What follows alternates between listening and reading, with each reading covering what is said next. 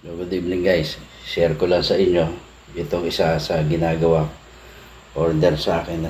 Palayo yung may-ari nito kaya nakiusap sa akin na kung po pwede padala ko na lang sa kanya yung kit na gagamitin para doon sa pag-upgrade ng tactical mini predator niya. Kaya since meron naman akong sukatan dito nung kanyang airgun, parehas. Kaya sabi ko, sige, pwede mong gawin. Sabi ko sa kanya, sige, pwede mo naman gawin kasi meron naman tayong pagsusukatan dito na saktong-sakto na doon sa airgun mo. Kaya dapat talagang yung gagawin natin is perfect 95% to 98%.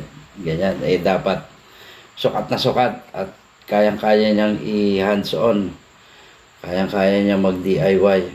So, gusto niyang tank is CF tank. Yung para daw mas maraming shots yung magagawa niya doon sa airgun niya. Tapos mas magaan kasi in-offer ko yun. Sabi ko, kung gusto mo, meron tayong .45 na medyo mabigat. Sabi niya, mas maganda, mas magaan na lang. Sabi ko, sige, CF tank tayo, 0.5. Hindi, kahit sir, 0.42 na lang para medyo maiksi na konti kasi yung 0.5 medyo mahaba. Sabi ko, sige, mas maiksi na kapraso yun, hindi mas maganda.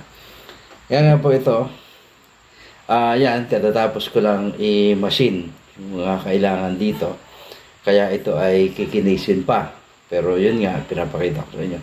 Habang on process yung paggagawa, kailangan ay sukat na sukat. Kasi nga, hindi siya magpapadala dito. At saka sabi ko, ayaw ko rin naman yung tanggapin dito kasi may gun ban tayo ngayon. So ito, ginawa ko na offset kasi 0.5. Kung 0.38 lang yan, mahaba naman, kasya na kahit di gawa na ito. Plenum na lang. Yung power plenum na lang. Gusto niya, mas malaki pa. So, ito. Ito yung mini predator niya. Ganito rin. Parehas ito. So, ginawa ko muna yung kanyang offset. Yan. Makikita nyo, kinakamay ko lang. Yon, medyo dito na yung medyo masikip na yung papunta sa dulo. Maglalak na siya. Yon. So, kamay lang talaga. Sumobra pa yata ng konti. Sumobra ulit. So, ganyan lang kasi siyempre medyo matigas na yan pagdating sa dulo. Kasi pag walang hangin, pag malambot yan, pag walang hangin yan, gagalaw yan. Lalo na kung wala ka pang barrel band. So, ito yung kagaya ng mga gawa natin ng may sekreto yan. Itong power plenum natin, medyo mahaba ito. Nasa hindi bababa ng 3 inches o lampas pa. Ayan. So, dito naman siya. Pakita ko sa inyo yung mabuo siya. Ayan. So, ito, ganyan lang. Isasagad mo lang. Pag may o-ring yan, hindi na yung gagalaw. Kasi, iipitin niya na yung o-ring. Pagkatapos yan, ayan na. May offset ka na. May power plenum na. Yan. And then, regulator. Ito, regulator na to. Ginagamit ko palaging pasukat to. Kaya wala na yung, kasi nakakaabala yung quick fill at saka yung gauge. Yan. Dito yung quick fill yata yan. Tapos dito yung gauge.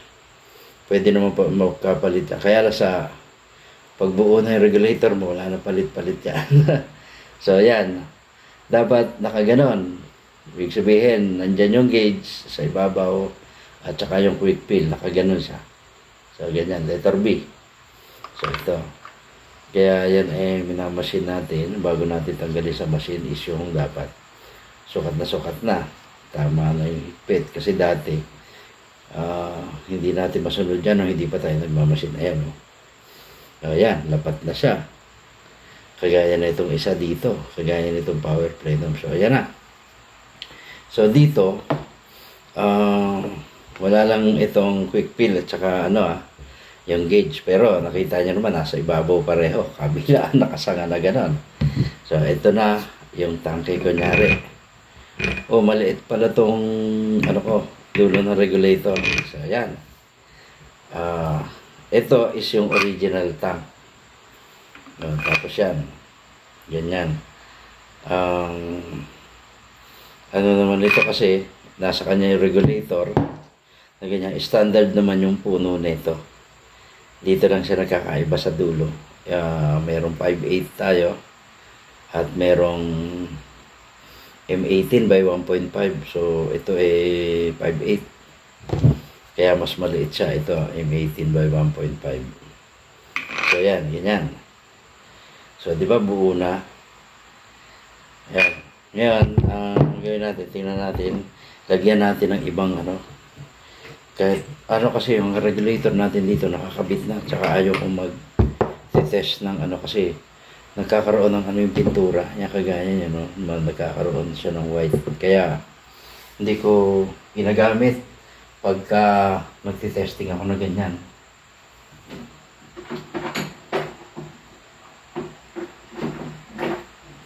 Ang atin lang naman, since ipakita natin na to, standard naman yung puno niyan. Pare-parehas yan. Ito lang na makasuksok siya dito. Para ma-handle siya. Kung tuwid, maayos yung pagkagawa natin. Pakita lang natin yan. Yan. Mamaya, ipapakita ko sa inyo rin. Ibang video naman yun. Pantiksay natin yan. Pag, ano na. Yan.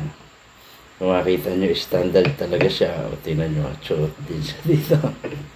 Pare-parehas yan eh. Kaya lang ito, pang ano to eh. Yun. Tsaka tingnan nyo kahit sa ano nyo, nasa ibabaw rin yung quick peel. Oh. Ayun o. Nasa ibabaw rin yung quick peel. Tingnan nyo. Di ba? Tapos lapat na lapat siya doon. So ayan na. Ngayon, kung may barrel, ano yan ha? Ano lang itong tangke na to ha? Ito yung original. Papalitan ng 0.5 yan para mapakita natin kung gaano kasukat yung ano niya. Ayan, ganyan yan eh. Ayan. So ito yung barrel. Yan, kunyari naka-suksok yung barrel. Medyo mahirap isuksok dito kasi may o-ring na to eh. Hindi na to katulad nung yan. So kita nyo yung kanyang barrel at saka yung ano 16mm na kasi to, mas malaki na yung barrel na to. Etong barrel na to kasi yung barrel nito kasama natin sa ano, itong barrel na to is gawa ko na to. So ayan, makikita nyo yung diferensya. Ayan yung space nya. Kasang-kasya na dyan yung tank na 60mm. Kasi ito 40mm na to eh. So di dapat may 10mm na clearance. So tingnan natin yan. Sukatin natin kung ilang mm yung clearance na yan. Kailangan natin ng pangsuot dyan. So itong since ang nakalagay naman kasi dyan sa kanya parang mas malaki ng konti dito yung cover, may cover pen eh. So ito 10mm to. Sukat natin ito para makita nyo. So ayan, halos kung makikita nyo pa yung clearance, ayan. Makita yung clearance. Meron pa siyang tira na sukat na sukat siya. Konti lang yung diferensya niya. Kasi kinumpute ko yun eh. Konti lang yung diferensya niya. Kasi meron pa yung I don't know kung ilang mm. Titignan ko dito. So ito, ang nakabalot dyan do sa original na barrel nung Predator. Ito yung nakalagay na ganun. Kasi yung barrel niya, 14mm lang. 14mm lang yung barrel niya. Tapos nakalagay ito, may spacer siya. So ito ay 19mm. Ayun, 19mm. Nakaganyan. So kung 14mm, yung 14mm tapos 19mm. So bali ang lalabas lang yan dito, ito ay 16 mm na eh. Kasi ito ang pinag-uusapan natin, yung outer diameter eh. Ito ay 16 na. So di 1.5 na lang ibababa niya. Eh kasyang-kasya. Dito, hindi masyadong malaki ang clearance. Magki-clearance lang siya ng nasa mga 3 mm. 3 mm lang yung clearance na matitira pag nilagyan ng 0.5 na tank. Kasi 10 mm lang ang dadagdag dito eh, sa ibabaw eh. 10 mm lang ang diameter na madadagdag sa ibabaw, tapos 10 mm lang din dito sa ilalim. So, ibig sabihin, ito, yan, ganyan lang ang magiging barrel niyan. Ganyan lang yan, ganyan kalaki ang clearance. Ito naman is, nakalagay na ganyan, nakapasok yung barrel. So, parang ganyan. So, ito lang yon. Bali, may clearance siyang matitira na konti. Nasa mga 3 mm. 2 to 3 mm yung matitira. Yun naman yung sabi ko sa kanya. Kasi yan, kinompute natin yan para sakto-sakto yan. Eh, bukas, i-anodize natin ulit to. Itong kanyang plenum, yung kanyang offset. At saka itong kanyang nasitina ko kung paano ko pamana kasi anodize na to eh. Tatry natin kung ma-anodize yung ibang natira. Kasi yung na-anodize na hindi na yung tatablan, hindi na rin yan matatanggal. Kaya yung part na hindi na-anodize sa kanya, yung tinamaan ulit ng machine, kasi nagkaroon tayo ng adjustment yan eh. Na-anodize ko ito, yung mga spare ko dito na inanodize ko na pero kulang pa sa sukat. Ibig sabihin mamakinahin pa siya para sumakto. So nung i-machine ko, ayun, tinamaan yung anodize, malaki ang nawala siya ng kulay. Ito pag-align to, yung naging guhit dito para ma-align niya sa machine, kailangan patatamaan niya ng pantay yung paligid. Kaya ayan, gawa na yung kanyang gawa na yung makikita nyo buo na eh. Kaya lang, ito lang naman yung kanya dyan, yung conversion set lang. Ito lang ito lang offset, power plenum, at saka tank na malaki. Padadala natin sa kanya yung tank na CF na, yung carbon fiber na siya. Yung regulator nasa kanya naman, tatanggalin niya lang yung original na tank, ipapalit niya. So madali na yan. Halos itong mga joints nito buo na to. So dito sa regulator lang hindi, kasi wala yung regulator dito. Isasalpak niya na lang yung tank sa regulator, hindi dito. Ito lang naman ang importante niyan. Tsaka yung dito sa puno, sa receiver, ipapasok ko. Yung makikita nyo naman eh. Sukat naman siya eh. Ayos naman. So yun, yung mga gusto na na kaparehas nito na unit, yung mga gusto ng ilagyan nga, i-upgrade yung kanilang mga airgun sa malaking tank, tapos at the same time mahaba na siya at saka malaking space na power plenum. Ayun, sabihin nyo na sa akin, lang kayo, especially dito sa ganitong modelo. Meron naman akong pinadadalang ganito na kagaya sa H2O, magte-thread na naman sila dito sa puno. Itong puno na to, te-threadan nila to.